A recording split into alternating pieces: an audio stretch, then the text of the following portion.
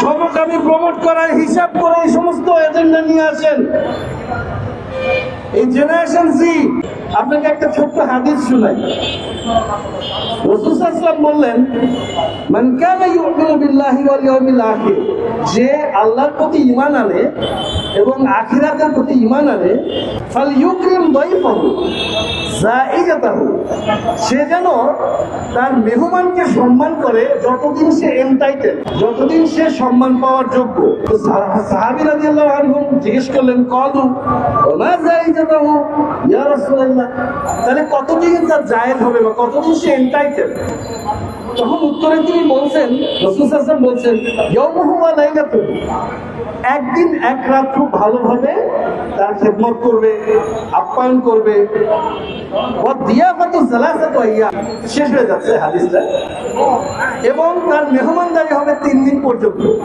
আচ্ছা, 3 দিন পর্যন্ত মেহমানদারি করবে। শেষে কি কথাটা বলছেন,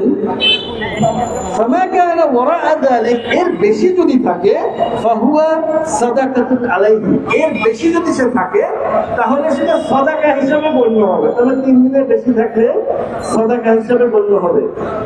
অনেকগুলো রেওয়ায়াত আছে এই হাদিসের। আমি যে রেওয়ায়াতটা বলছি এটা রাসূল শেষ করছেন কি কথা দিয়ে, ওয়ামান কানা ইউমিনু বিল্লাহি ওয়াল ইয়াউমিল আখির ফালিয়াকুল খাইরান আও লিয়াসমুত। এখানে তিনি বলছেন, আর যে আল্লাহ এবং আখিরাতের প্রতি বিশ্বাস করে, ঈমান আনে, সে যেন ভালো কথা বলে অথবা চুপ থাকে।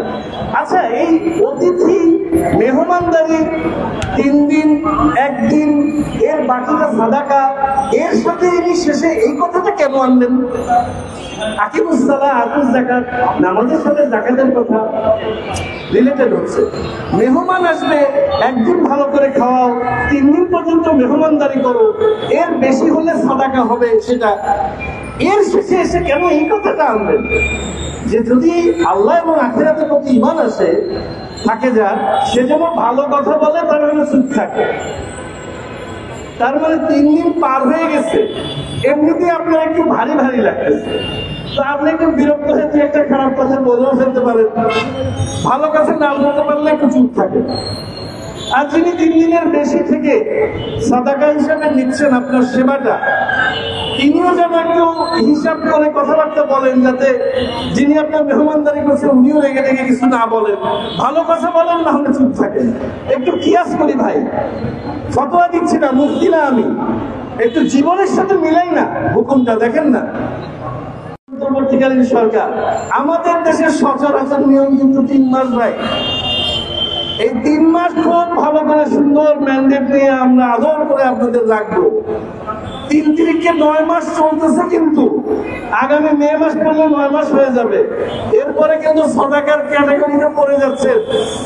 হিসাব করে কথাবার্তা বলেন। এই 92% মুসলিমের দেশে সমকামী প্রমোট করার হিসাব করে এই সমস্ত এজেন্ডা নিয়ে আসেন।